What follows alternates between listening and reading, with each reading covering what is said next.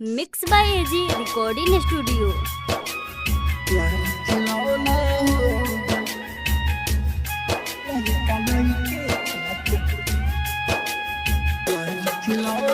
DJ Kanchan Raj Hajipur Vaishali.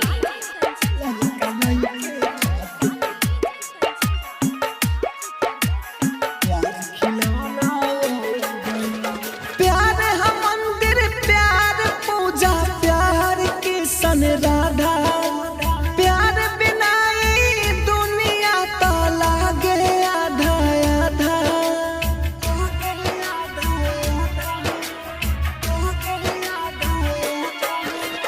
प्यार है मंदिर प्यार पूजा प्यार की सन राधा।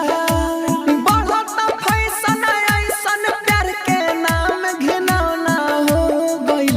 आजकल के लइका लइकी खातिर प्यार खिलौना हो गइल। आजकल के लइका लइकी खातिर प्यार खिलौना हो गइल। Mix by AG recording studio. प्यार खिलौना हो गइल।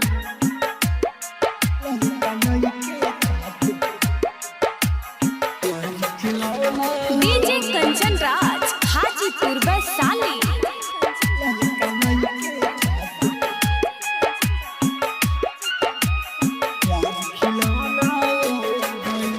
प्यार में मीरा बिस्ती गईली बन के शाम दीवानी हो।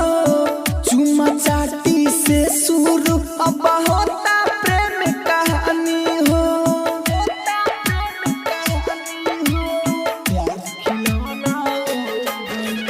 प्यार में मीरा बिस्ती गईली बन के शाम दीवानी हो। चुमा चाटी से शुरू अब होता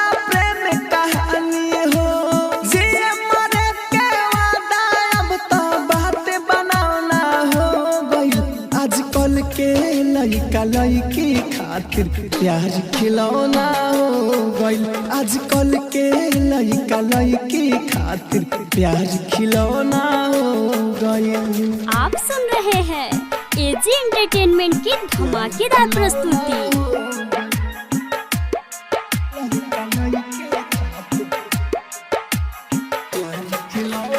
डीजे कंचन राज हाजीपुर वैशाली।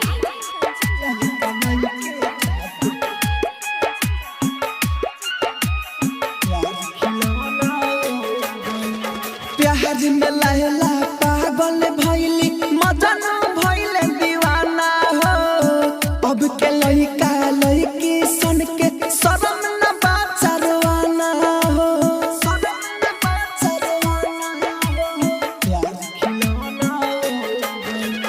प्यार में लैला पागल भइली मजनू भइले दीवाना हो। अब के लइका लइकी सन के शरम